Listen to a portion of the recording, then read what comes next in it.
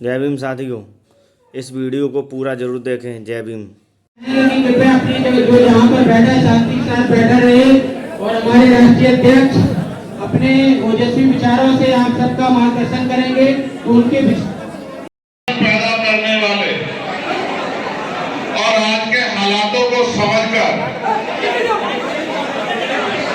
इस संघर्ष को ताकत देने वाले मैं सभी भीम आर्मी आजाद समाज पार्टी के सभी नेताओं का भी धन्यवाद करता हूं।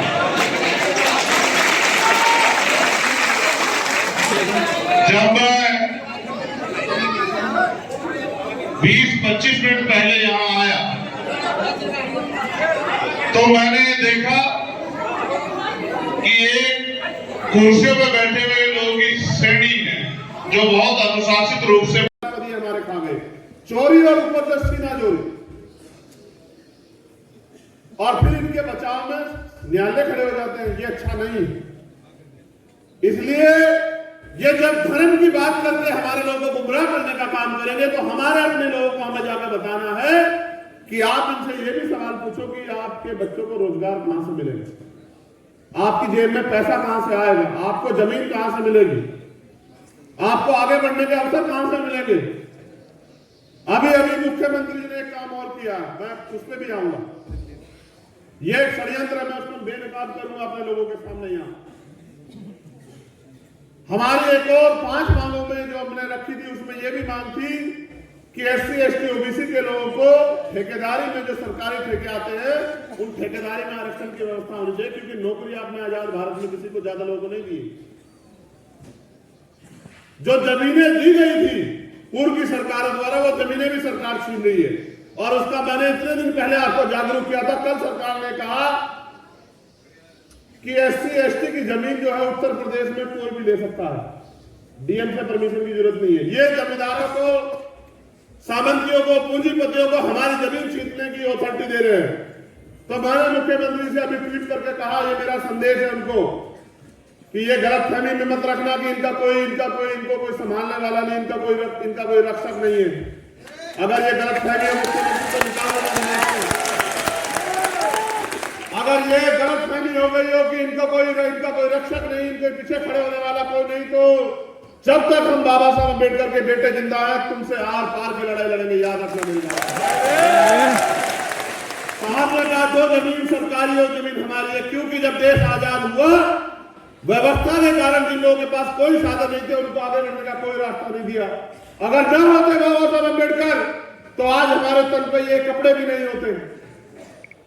इसलिए मैं सरकार को इस मंच के माध्यम से चेतावनी देना चाहता हूं, केंद्र की और भारतीय जनता पार्टी जहां सरकार है कि अपने षड्यंत्र करने बंद कर दो, वरना अंजाम दुरुस्ता बहुत बुरा होगा। इस बात को याद रखना।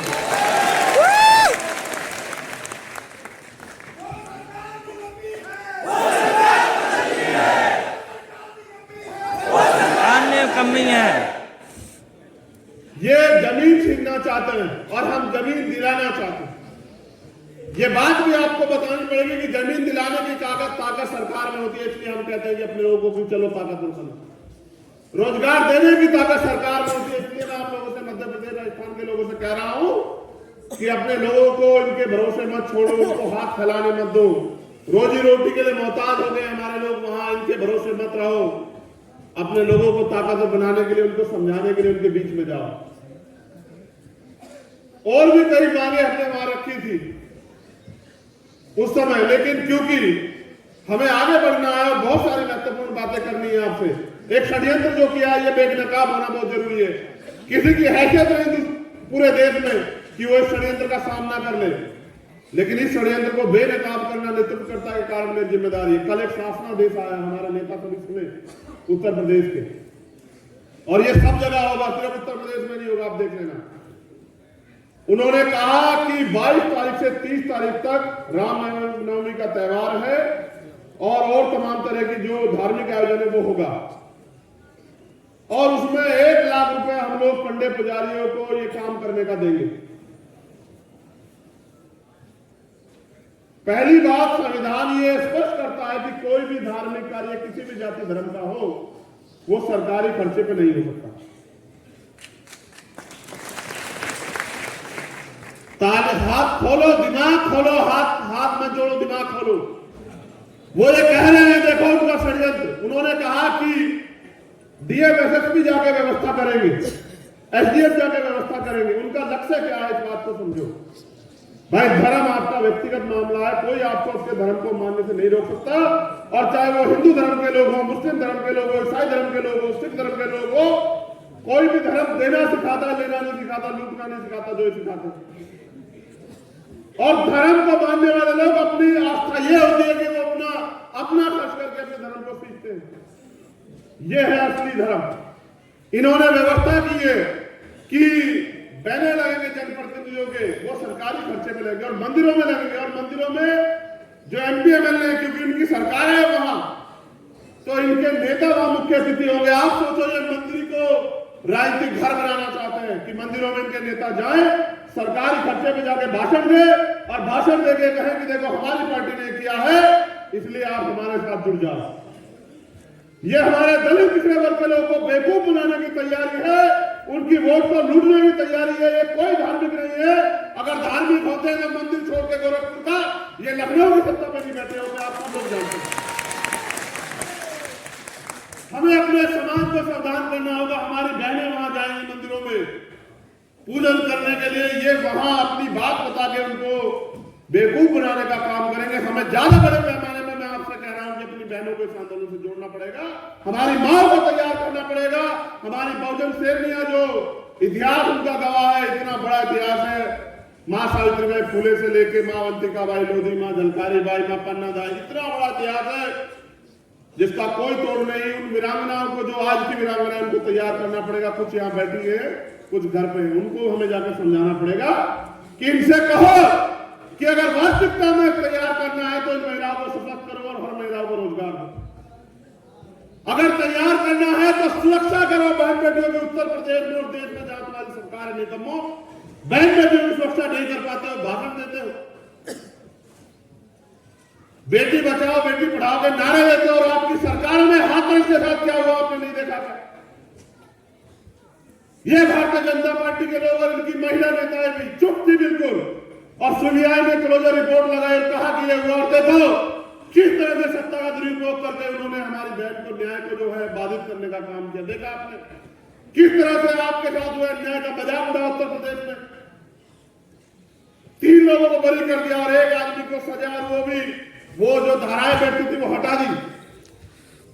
पूरी सरकार खड़ी थी आरोपियों को बचाने के लिए। केवल भीम आर्मी के लोग जमीन पे लड़ रहे थे उस समय, आजाद समाज पार्टी के लोग, और उनका दबाव था दिल्ली में कि मुख्यमंत्री को मजबूर होना पड़ा न्याय के लिए, लेकिन फिर भी न्याय के साथ घोटाला किया। याद रखना